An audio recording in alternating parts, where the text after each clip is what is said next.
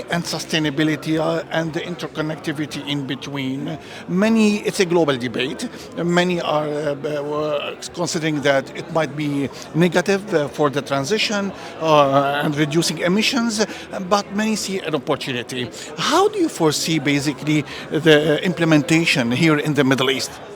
Sure. So first, thank you for having me with you.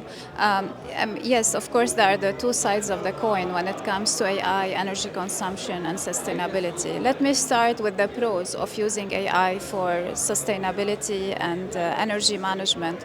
Today, with the advancement of generative AI and the more traditional AI models, whether it's related to deep learning or reinforcement learning, there's a very wide application when it comes to grid management, energy management, looking at the other sustainability aspect like climate data, analysis of climate data and coming with the resolutions around it, weather forecasts. Today AI also, it powers most of the systems that you can use for ecosystem restoration. For example, if we talk about mangrove ecosystem restoration, AI can be the main power behind all the systems that you use for especially for automated ecosystem restoration. It can be used for data analysis, for mapping, for monitoring, etc. AI can also power most of these robotic systems that you can use in the sustainability mission and climate management missions, etc.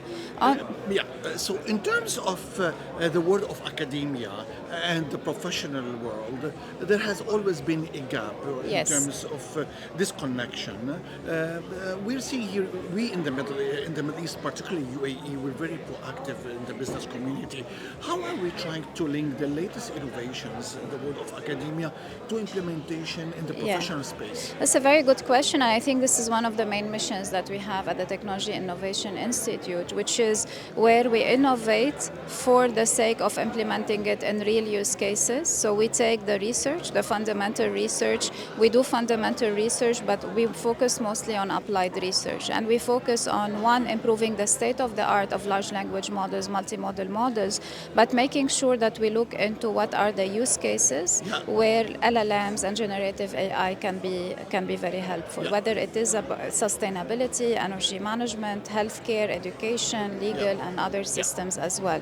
And we do work very closely with universities, we do work very closely with industrial players as well, and we make sure that through the work that we are doing, through engaging some of the universities in the local and the global ecosystem, we take this knowledge and we do apply it to solve real use cases. Policies, we saw France, the EU, and even the UAE are focusing on regulating AI because it might go out of proportion. It's quite risky, as Elon Musk mentioned.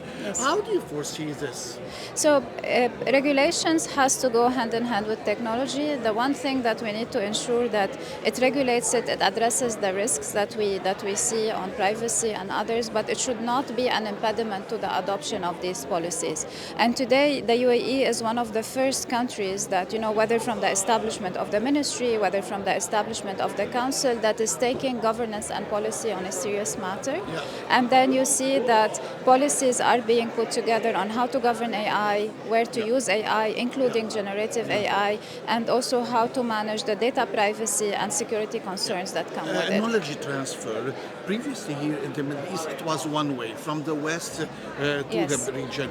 Now with all the developments going on, it's vice versa. It's two-way, yes.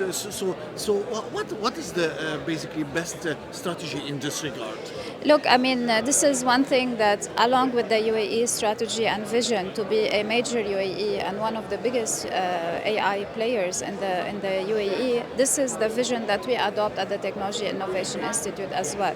We have invested in the LLM Falcon series, and our philosophy also to open source it in order to democratize access to the AI, in order to give access to the majority, and to enable actual use cases for that.